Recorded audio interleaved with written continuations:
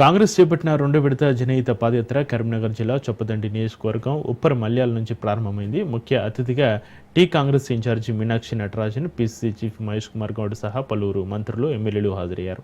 ప్రజా సమస్యలను తెలుసుకునేందుకు జనహిత పాదయాత్ర చేపట్టినట్లుగా కాంగ్రెస్ నేతలు తెలిపారు.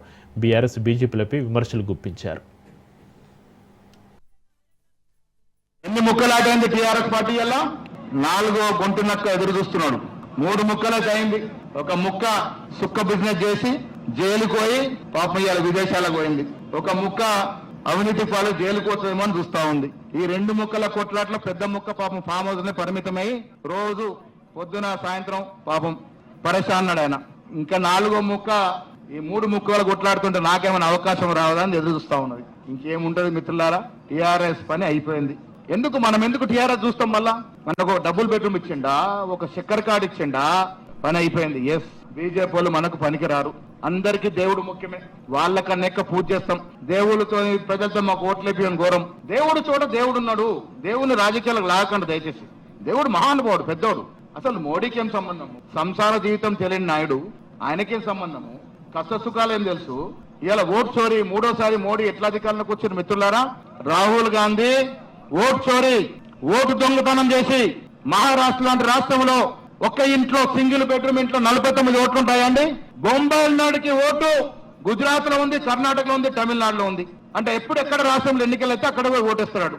వాడు బీజేపీ సానుభూతిపాడు. కాలం చెల్లింది. ఈ రాష్ట్రంలో మేమిచ్చే సంక్షేమం దృష్ట్యా, మేమిస్తున్న అభివృద్ధి దృష్ట్యా మళ్ళా ఎన్నికల నాటికి కాంగ్రెస్ పార్టీ మళ్ళీ 100 సీట్లకు తగ్గకుండా గెలిచి అధికారంలోకి వస్తాం.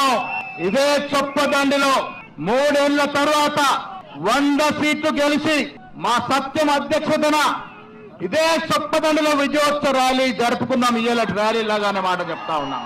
एक पदयात्रा अभी बिहार में चल रही है.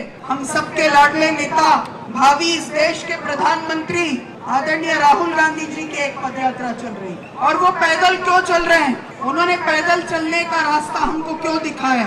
जिसके परिवार में 3 प्रधानमंत्री हैं, उस व्यक्ति को पैदल चलने की कोई जरूरत नहीं है. वो तो हेलीकॉप्टर से भी यात्राएं कर सकते हैं. लेकिन उन्होंने 3500 किलोमीटर की पहले कन्याकुमारी से कश्मीर की यात्रा की, फिर मणिपुर से लेकर मुंबई तक की भारत जोड़ो न्याय यात्रा की.